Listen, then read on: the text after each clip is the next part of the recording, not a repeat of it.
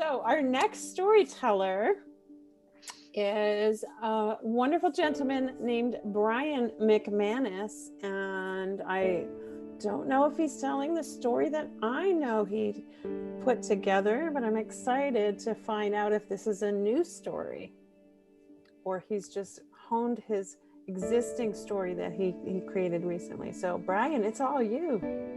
It's a take on that original story. After, the Texan from the UK threw down the gauntlet yesterday, I had to step up. There's a little bit of a UK-US thing going on, a little battle, a little slam battle. So just put that in context.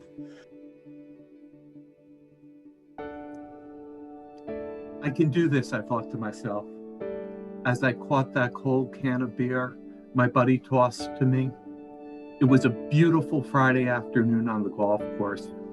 One of those days where the last gasps of summer are reaching into early autumn. It had been about 60 days since my last drink. But, that's just not something you talk about on the second hole of the golf course in your suburban shoreline town. Even though it had been smooth sailing at home and work was getting back on course, I drank that beer. And I probably had 4 or 5 more that day. And before long, I had lost my moral compass. Drinking became my full-time job. It became more important than my wife, my kids, my law practice. And for the next several years, I was adrift in a sea of false hope. Then, one gloomy Saturday afternoon, a guy I just met tossed me a Poland Spring water bottle. And he said, "Are you with us tonight?" And I could tell he could see the confusion in my eyes. Because this was my first weekend in the federal prison camp in Lewisburg, Pennsylvania. I was standing in a housing unit. The walls were a yellow beige, kind of stained with years of fear and sweat. It's a color that if you've seen it, you know it. You can only find it in an institution. And my slick-talking hedge fund bunkmate leaned over and whispered, "It's vodka. It's peach vodka." And I looked at that bottle,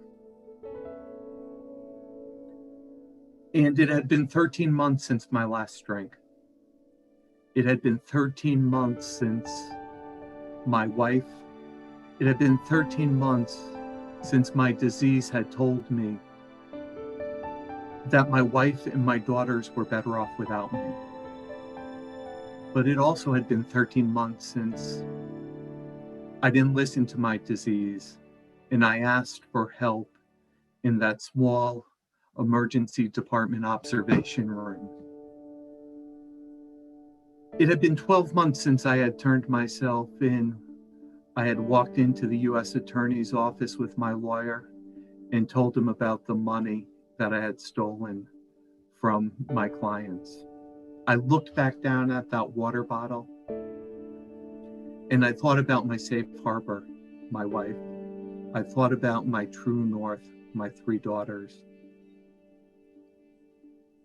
I thought about the friends I had made in recovery the last 13 months. They were my anchor when the seas wanted to toss me off course. I looked back at that water bottle, and with their strength, I flipped it back. And I said, "I don't drink anymore." I guess you could kind of say I found my dry land.